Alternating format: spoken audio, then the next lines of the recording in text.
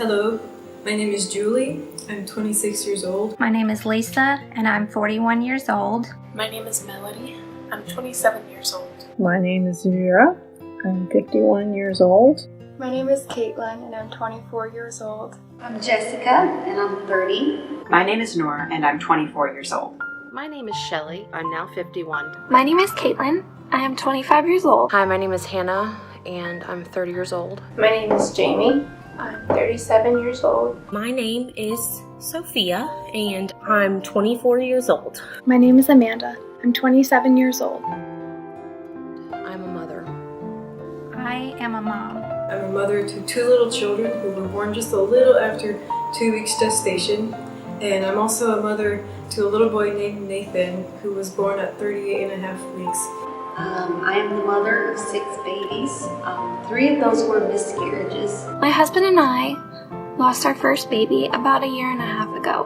When we found out I was pregnant, about 5 months after we got married, we were both so excited. We wanted children right away. The first trimester went really smoothly and no complications or anything. And then at around 14 and a half weeks, I ended up losing our first little baby, a boy. We named him Lucas. I have 3 babies in heaven. It's been 10 years since I lost baby Curtis. It was about 2.5 months ago. I was at 37 weeks and 3 days. I gave birth to a beautiful baby girl. She was perfect. She had long fingers and toes and was going to be tall like her dad, I'm sure. My first child, I miscarried him. I was only about 6 or 7 weeks along. I had not made it to my first doctor appointment yet. We lost our baby girl at 27 weeks pregnancy. She would have been 26 years old this year. He was our first pregnancy, my first child. When we found out he was a boy, we named him Christian Veer. I lost 2 babies in 2015. I had 5 children already and had never had a miscarriage before, and so it completely took me off guard. Nathan was the biggest answer to my husband and I's prayers. We had wanted a child, and finally after 4.5 years, we found out we were expecting. We were so excited. I had a great pregnancy, he was healthy, and finally, I remember when he was born, the doctors put him on my stomach, and I looked at him and I thought, what? This is the most beautiful child I've ever seen. My first miscarriage was in 2008. It was our first baby, and I was 13 weeks pregnant, and we went in for our first sonogram, and our baby didn't have a heartbeat. I was 14 weeks along, and when I found out I was losing the baby, the doctors told us that I had only grown to 6 weeks. I had felt pregnant. I had a bond growing between me and my child, and to find out later that it had already died, and I was thinking that it wasn't, was very hard. I was devastated. I would see reminders of him and the things that we had already gotten for him, and when people would announce their pregnancies on Facebook or talk about their pregnancies, it was like a knife into my heart. 2.5 years ago, my husband and I went to the hospital to deliver our very first baby. We were so excited. We got up to triage, and when they put the monitor on my belly, within the first 2 seconds, I knew deep down that our baby was gone. We found out that we would lose this baby at the ultrasound about 18 weeks. There was no fluid around the baby. We did not know if he would make it full term. We knew that if he was born alive, that he would not live very long. About 36 weeks, I went into my midwife, and we had our normal checkup, and she was fine. She was measuring a little small, but we got to hear the heartbeat. A few days later, I was realizing I wasn't feeling movement. She was always very active, and I hadn't felt anything, and counting kicks, and there was nothing.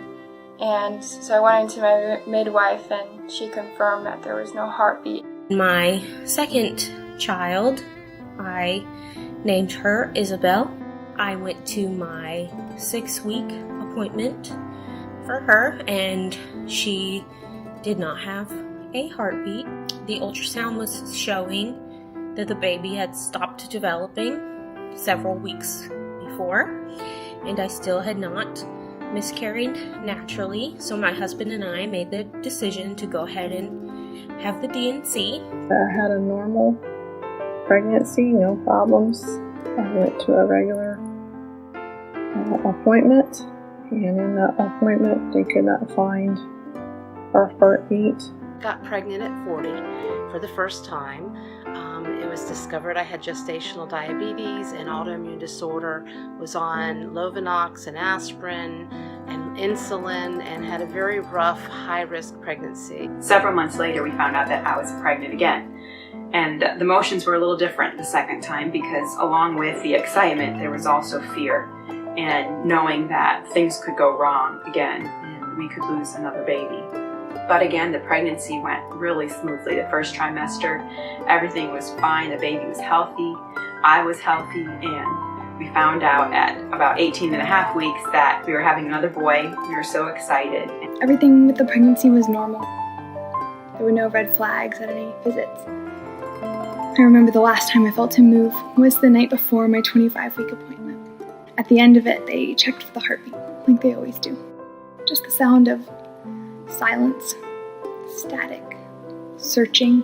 About 1.5 years ago, I was expecting my 5th baby, and I found out at my 20-week ultrasound that the baby had already passed away. As soon as they put him on me, they took him away, and for about 30 minutes, we didn't hear any news. Then the nurse came back in, and after that, the doctor came back in and asked to speak to my husband alone. When my husband came back into the room, he said, "Nathan's gone, he's with Jesus." I remember when they told me that our baby was dead. I remember hearing this loud sob and then realizing afterwards that it came from me. A few years later, in 2013, I had another miscarriage at 9 weeks, and in 2015, yet another miscarriage at 9 weeks. He was almost 35 weeks gestation. Went into labor, and my husband took me to the hospital, and not long after we got there, I delivered this precious baby who he didn't cry, he didn't have the lungs to do that, but he squeaked, and I remember that. I was dreading going forward into the thought of labor and the pain and just the questions of why this is happening, and having to go through all of that and not having a baby at the end just seemed overwhelming. At 22 weeks, I went into premature labor and delivered our second little boy, David, on Valentine's Day. And he was so cute and perfect, and he weighed 1 pound, 1 ounce. He lived for 2 hours, and we got to hold him, and we sang to him and talked to him and told him about his big brother Lucas in heaven. The week after my 41st birthday, I gave birth at 32 weeks by emergency C-section, and Hannah had fetal high drops. She did not make it. She lasted 23.5 hours in the NICU, and we had to say goodbye. It was the most difficult thing I think I've ever had to do. I remember being escorted to the hospital by one of the nurses. And I remember being in the room by myself, waiting for my husband to get there. And being alone, it was very tough, very hard, very hurtful. It wasn't until we saw him on ultrasound, so still, and his heart wasn't beating, that I knew I was going to have to give birth for the first time, which is already scary. The unknown is already scary. But I was going to have to give birth to a dead child. There wasn't going to be that joy after the labor. There was just going to be stillness and silence. A couple days later, I gave birth to the baby, and it was a little boy. We named Nathaniel Michael. was an incredibly hard time for my husband and I. I just felt devastated. The child that I had wanted, that I had prayed for so long, the child that we had prepared to welcome into this world, that we were just so happy to have with us, was gone. They got special permission for the funeral home to come directly to our room so we could hand David right over to them. And I remember when they got to the room and we had to hand him over, and it was like my heart was torn out of my chest. I think sometimes people thought, well, you already have 5 kids, you know, you should get over this. But it was a lot harder to deal with than anything I'd ever dealt with before. 10 years later, and I have lost several more babies. The most recent was last year in 2016. I was 9 weeks pregnant when I had to send another baby home to heaven. I also dealt with a lot of guilt in not being able to give my husband the children that he deserved, and I would wonder if I did something wrong that I could have done differently to prevent my miscarriages. I remember feeling betrayed by my own body. I felt like I was a failure as a mother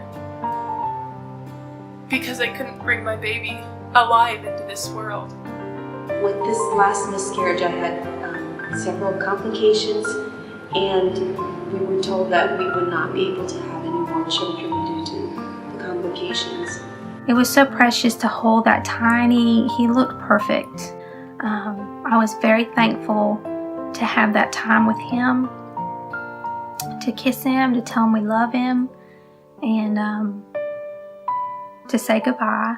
So early July 6th, I gave birth to Jacobed. It was a quick, fast labor. She was 5 pounds, 5 ounces, and 19 inches long. They didn't have any explanation of why she had passed. There was a possibility of an abruption, but they weren't even certain about that.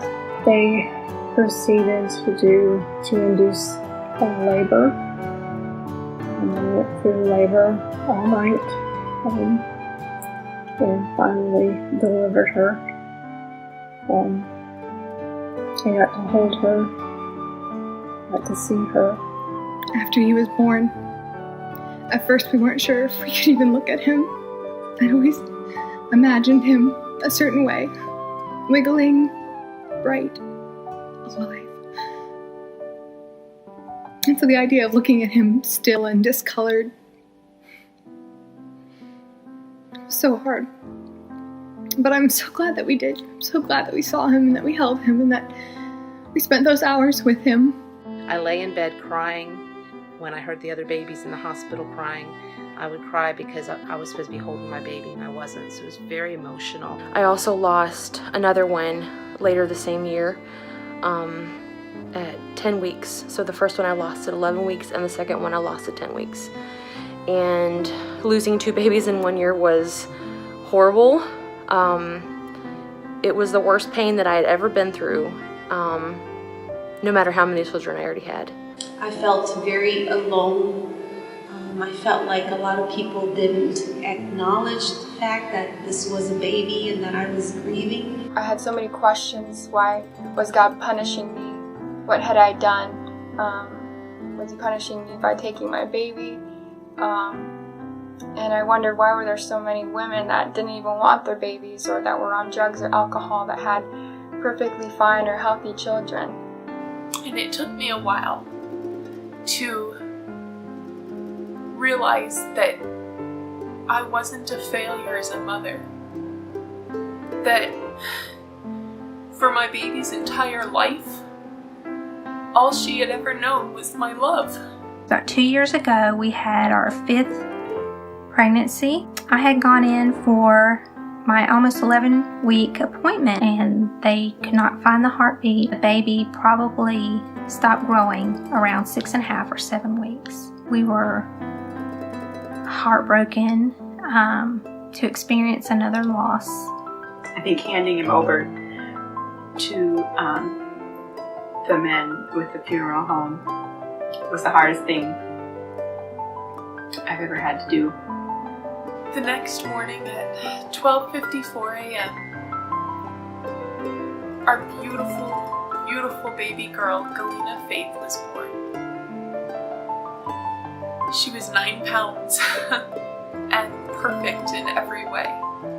I couldn't believe, after I'd lost my baby, all the love in my heart for someone I had never met.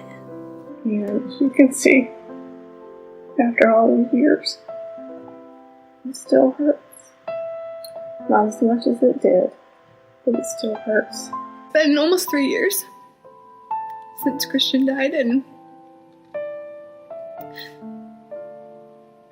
it's still so hard to talk about the life he didn't get to live, and the dreams that we had for him that don't ever get to come true.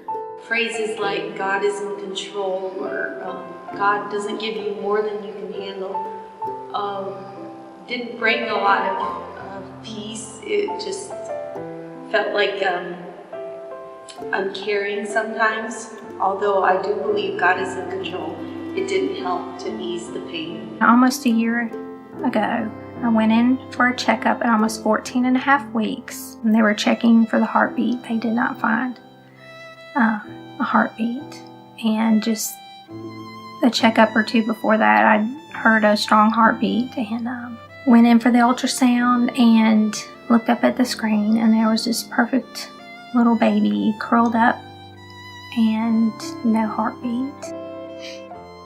You know, when you go in to have a baby, you expect to be able to leave with a baby, and leaving the hospital that day with empty arms was very difficult. Every time a bill came in the mail, it was another punch in the gut, reminding me that I had gone to the hospital and spent all that time there, and I'd gotten all these bills and nothing to show for it. And that was hard. All 5 of my children have names, and all 5 of my children are very real to me. Even throughout the sadness and loss at the time, God gave us the strength that we needed, and He gave us this peace that we knew we would see Nathaniel again.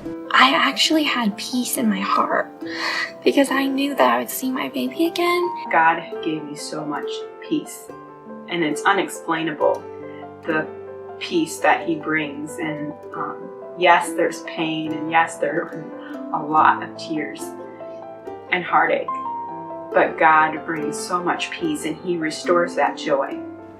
I try to imagine like my great-grandmother rocking my babies, and that they're not alone. They're with Jesus, who is even more amazing than any relatives that we've lost. One day, I get to hug them and love on them too. I know I'll see my babies again. And then we'll get to see her again in His presence, and that'll be the first time we'll get to meet her alive. My son Christian has lived his whole life in God's presence, in a place that has no pain and no sin, only joy and peace. The comfort and love that I could ever give her is nothing compared to what she's receiving even now in His presence. Know that the Lord's with you, and He wants to take care of you, and He still loves you no matter how difficult the circumstance is. As much as I love my son, I know that He loves him more. And I have a hope that I will see him again. It's a promise. I know that Lucas and David are in heaven, and I know that I will get to see them again. God loves you, and He loves that baby. Allow God's Word to comfort you, and read His Word. He has a lot to say about loss, about grief, about hope, and about heaven, because that's where that baby is. God loves you. That baby is safe in His arms. There is hope. Don't give up hope. There is hope, and there is joy after loss. You will find joy again, I promise you. Your babies are in heaven, and you can know for sure that you will see them again someday. If you would like to know more, there's a link in the description that will bring you to a page that will show you how you can be sure that you will see your babies again.